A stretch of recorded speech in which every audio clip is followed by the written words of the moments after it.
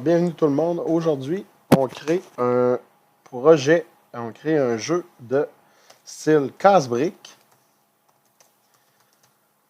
dans Construct 3.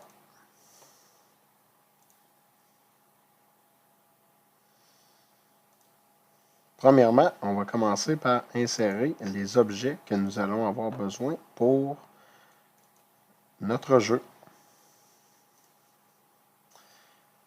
Donc, je vais commencer par ajouter un joueur. Je viens chercher l'option du quadrillé ici. Et ensuite, avec le zoom, je vais venir créer un effet. Je vais prendre un vert plus pâle.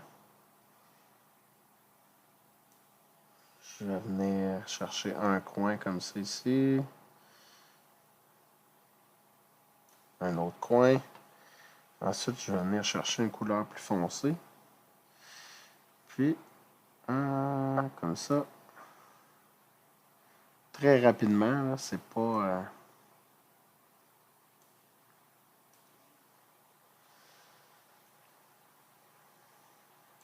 Voilà. Et voilà. Donc, je vais renommer ici joueur. Je le laisse ici pour l'instant. Ensuite, je vais avoir besoin de briques, bien entendu. Alors, je vais refaire le processus. Cette fois-ci, tiens, on pourrait faire des petites briques brunes. Donc ça, c'est bon.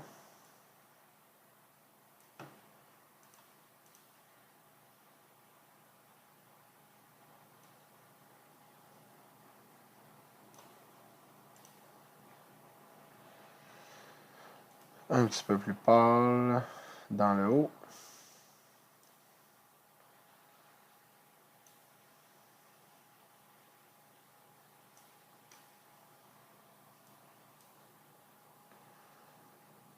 OK. Ensuite...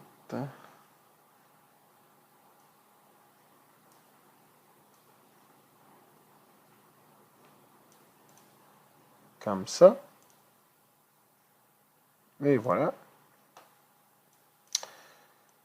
Je vais la mettre un petit peu plus petite, peut-être comme ça. Et celle-là, je vais l'appeler brique. Et je peux tout simplement venir copier et coller. Okay, pour en ajouter ou faire CTRL-C, CTRL-V. Pour en ajouter quelques-unes à mon tableau. Je pourrais commencer par 6 pour le premier niveau. Ensuite, ce que j'aime bien pour mettre les briques droites, j'aime bien regarder la position ici. On va commencer pour la première. On va mettre ça à un beau petit chiffron. 165 sur l'axe des X, 130 sur l'axe des Y. Donc, ça veut dire que je vais venir chercher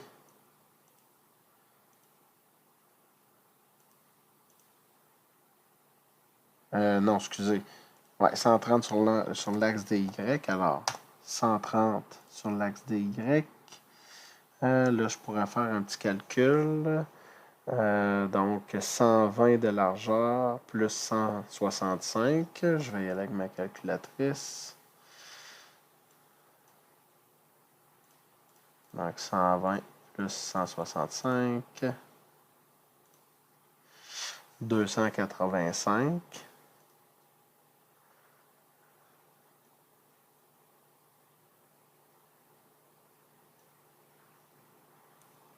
Ou tu sais, je peux le faire à peu près aussi. Donc, 360 pour celle du milieu.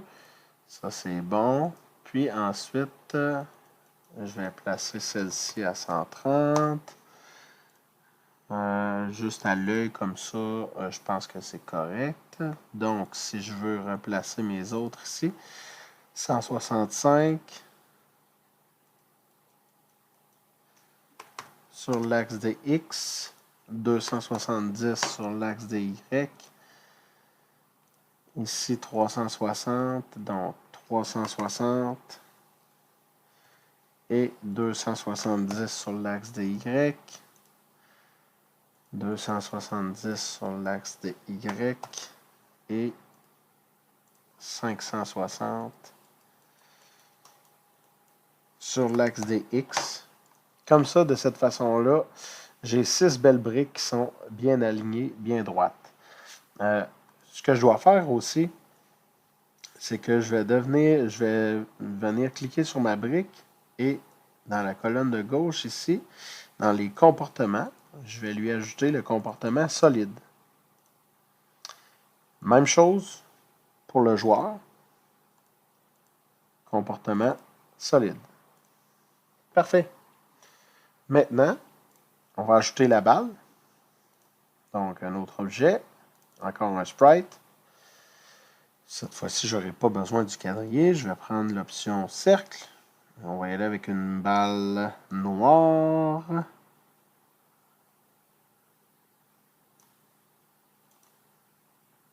Très important de rogner son objet. Et pour la balle, on va devoir venir positionner le centre de l'objet, le point d'origine. Donc, assigner rapidement. Milieu. On voit que le milieu, le centre de mon objet, c'est automatiquement placé au milieu. Donc, je suis content avec ça. Je vais tout simplement la rapetisser. Et pour que ça fonctionne bien, je vais avoir des proportions égales, donc 33 par 33 pour avoir une balle bien ronde.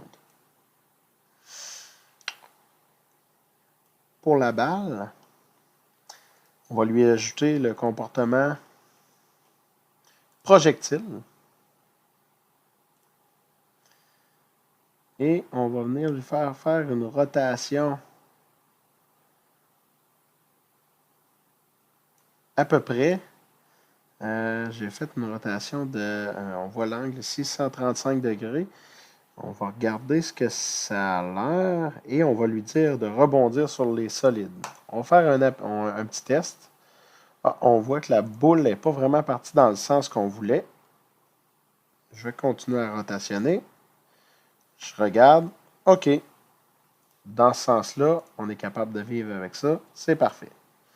Donc, j'ai ma boule. J'ai coché qu'elle rebondit sur les solides, mais là, on a vu que ma boule, elle ne rebondit pas. Hein, effectivement, elle s'en va tout simplement du jeu. Donc, pour la garder dans le jeu, oh, et d'abord, OK. Ici aussi, je voulais juste regarder les centres de mes briques. On peut regarder vite, vite. J'aime bien toujours... Ah, là, ça va-tu jouer sur ça? J'aime bien, quand je crée des objets, toujours mettre le point au milieu. Ça nous évite des petits bugs. Aussi, pour le joueur, on a mis tantôt solide. On va aussi y mettre un comportement qui va être 8 directions. Et on va lui dire gauche-droite. Et à définir l'angle, on va venir sélectionner non. La vitesse, on va l'augmenter un petit peu parce que ça ne sera pas suffisant. Donc, on peut dire peut-être 400. Puis encore là, on peut venir faire un test avec les flèches du clavier. Et bon, on comprend que si le joueur ne va pas assez vite à notre coup, hein, on peut venir aussi mettre l'accélération à 5000 ainsi que la décélération à 5000. Je vais mettre la vitesse maximum à 600. On va aller voir ce que ça fait. Donc, on peut voir que c'est beaucoup plus rapide comme ça. Donc, voilà. Maintenant, on veut que notre balle ne passe pas à travers les murs. Donc, ce qu'on va faire, c'est qu'on va créer un nouvel objet. Encore une fois, un sprite. Cette fois-ci, on va mettre... je vais prendre la couleur rouge. Ou, tiens, un petit fuchsia. Je vais faire un rectangle comme ça. Et je vais venir l'agrandir un petit peu. Et j'aime bien lui donner un petit angle. Comme ça ici. Je le copie. Je fais pareil, mais de l'autre côté, je viens y donner un angle très léger. Même chose pour en haut.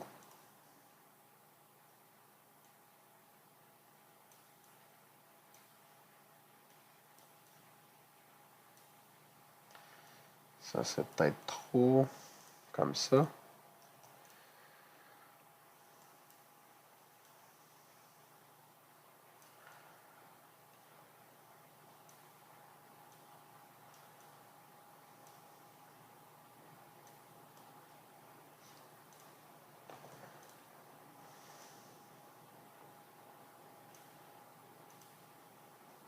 Et voilà. On a nos murs. Je vais juste écrire.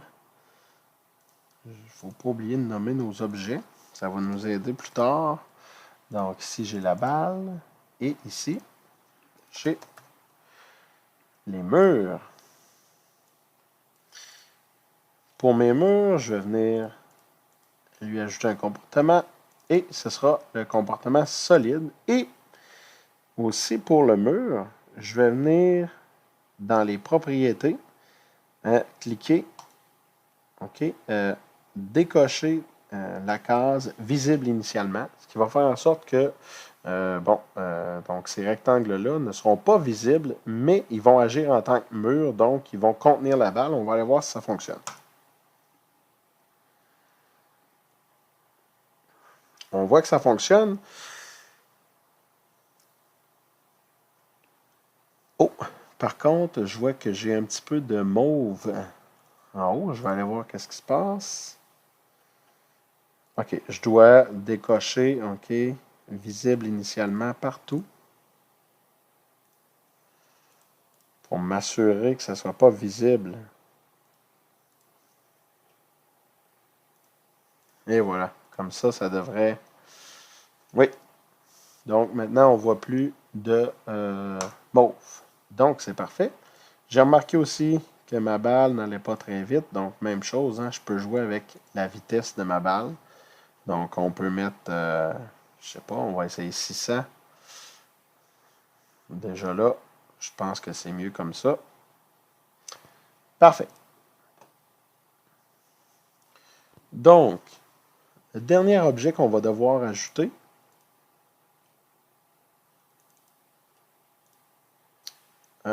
celui-là, je vais mettre une autre belle couleur comme ceci.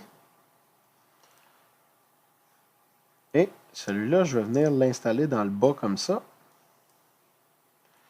J'aurai pas besoin de lui donner de comportement. Mais je vais aussi le mettre invisible. Et celui-là, je vais l'appeler Game Over. Parce que quand la balle va toucher à cette zone-là, ben, la partie va être terminée. Parfait. Donc, une fois que ça c'est fait, vous avez créé tous les éléments qui vont vous permettre de commencer à coder votre jeu de casse-briques.